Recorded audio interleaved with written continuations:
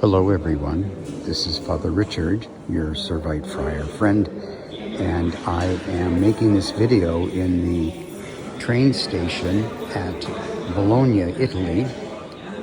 I have just departed for Lee earlier this morning, and I am waiting for my next train back to Rome from here in an hour or so.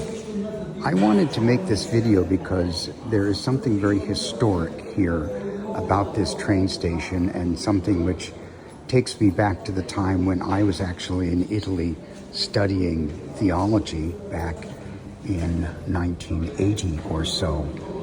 And sitting here, I was looking at one of the memorials that's right in this waiting room and reminded that I was not a witness personally, but I was here in Italy when this terrible tragedy occurred. It's a lesson in history for us all. So up above me, you're going to see a picture of the train station as it appeared in 1980.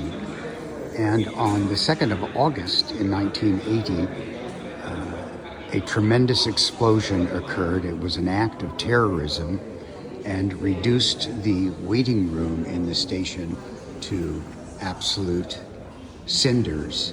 And in the terrible accident, terrible act of terrorism that occurred, 85 people lost their lives in the very room that I am standing in now, of course, which is all reconstructed. If I walk down this way in the waiting room, you're going to find that they have created a memorial here in the new station these days, and it shows the wall that was destroyed. It's of course now glassed in, and the location of where the bomb went off here, and up on the wall in a very tender recognition is a list of the 85 people who lost their lives on the 2nd of August 1980 and their age at the time.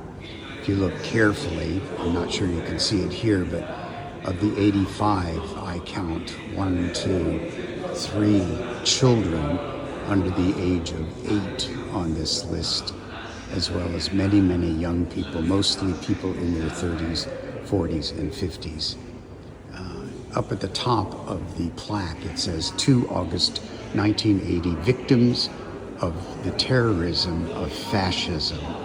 And it was a fascist terrorist attack here in Bologna, which was considered in those days a very liberal town, and in some regards a left-wing political kind of town. Fascism, of course, is an extreme expression of the right wing. You know, I think it's important for us to realize that acts of terrorism can occur not only in the past, but can still occur. We were victims of an attack of terrorism in New York City when the towers came down. We all remember that. And there have been countless acts of terrorism in the years since all over the world. Fascism and extremism of every kind is simply wrong. It destroys lives. It kills our culture.